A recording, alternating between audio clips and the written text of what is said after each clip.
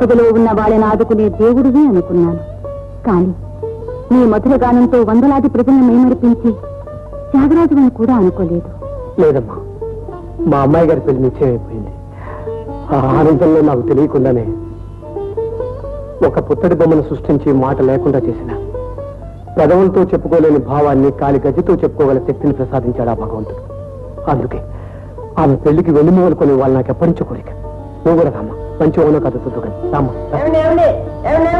ఒక 5 రూపాయల నోటు మర్చిపోరండి. అలాగా, చాలా సంతోషం రామ్మా.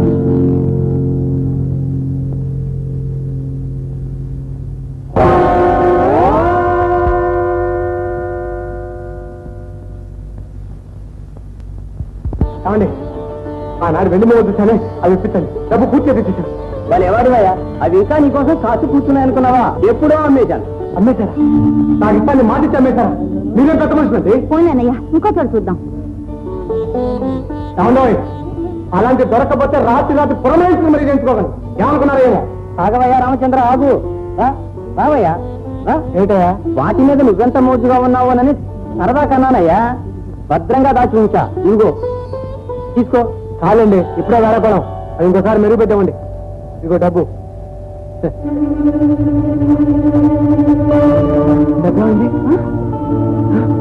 ఏమా, నువ్వు చూసావు కదా? అవును, ఈ సంచిలోనే ఉందిగా. ఏమిటండి?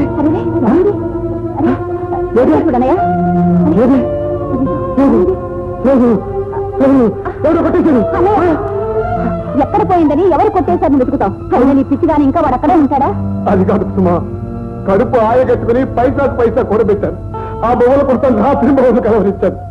ఏమండి, రేపే మా అమ్మాయి గడిపించి ఎంత వడ్డీ అయినా సరే అరువు గడిపించండి. ఆ దేవుడి మీద ప్రమాణం చేసి చెప్తున్నాను, 10 రోజులప్పుడు మీ డబ్బు తిరిగి ఇచ్చేస్తాను. ఎందుకన్నయ్య అలా ఇదైపోతావు? ఏమండి, ఆ మూల ఇవ్వండి, నీ డబ్బిస్తాను. కుసుమా, అన్నయ్య, నాకింత ఉపకారం చేశావి, ప్రతిఫలంగా నేను ఈ మాత్రం చేయకపోతే ఆ రుణం అలాగే ఉండిపోతుంది. అది కాదు కుసుమా. పోనీ అప్పుగా తీసుకో. ఏమండి, దీని తూకం వేసి దీని వెలంతో చెప్పండి. ఏమిటమ్మా ఈ సాహసం?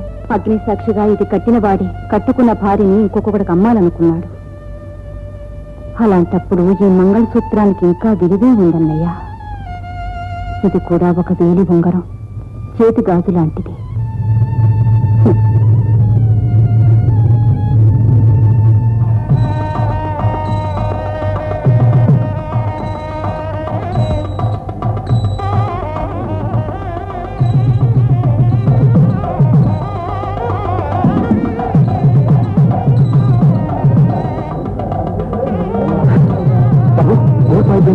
అవలేదు. లేదు కదా? లేదు బాబు.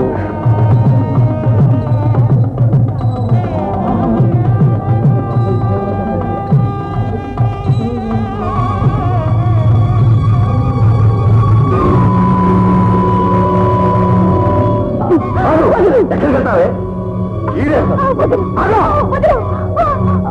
నువ్వు మనిషినా? కట్టుకున్న పిల్లల్ని ఇలా బజారు పెట్టాలి సిగ్గులేదు? నువ్వెవడరా? ఇది మొగుడు పిల్లల మధ్య విషయం. మొగుడిరా వస్తుంది. ఏం కూర్చో?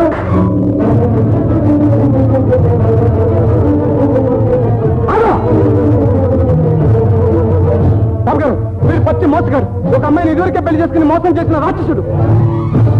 ఏమయ్యా, అతను చెప్పింది నిజంగా? నీకు ఇదివరకే పెళ్ళయిందా? చెప్పరా, చెప్పు.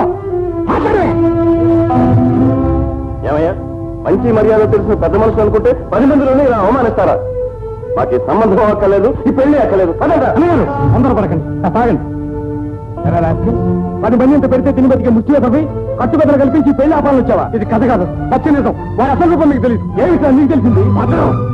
సాంబయ్య చెప్పిందంటూ నిజాలు విచారించుకుంటా ఏమిటా? మీరు కూడా ఏమిటండి, ఎవరో చెప్పిన అబద్ధాలన్నీ వచ్చిన సంబంధాన్ని చేతులు చెడగొట్టుకుంటారా?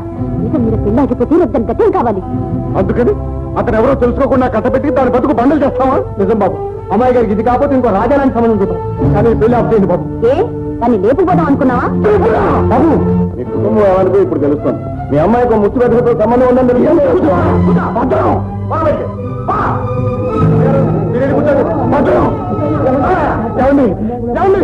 ఇంతమందిలో ఒక్కళ్ళేనా మాట్లాడండి. ఈ పెళ్లి ఆఫ్ చేయండి.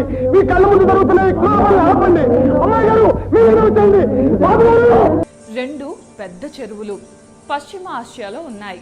వీటిని అక్కడున్న ప్రజలు ఈ చెరువుల్ని సముద్రాలు అని పిలుస్తారు. కానీ అవి మాత్రం చెరువులే. ఈ 2 చెరువులు కూడా ఒకే నది నుండి వచ్చిన నీళ్లతో ఏర్పడ్డాయి. గోలాన్ హైట్స్ నుండి పుట్టిన జోర్దాన్ నది లెబనాన్లోని చెట్ల మొదళ్ల నుండి రకరకాల ఔషధాల తత్వాలను తీసుకొని స్వచ్ఛంగా ప్రవహిస్తూ ఉత్తర దిక్కున వెళ్లి ఒక సముద్రంగా ఏర్పడుతుంది. అలాగే దక్షిణం వైపుగా వెళ్లి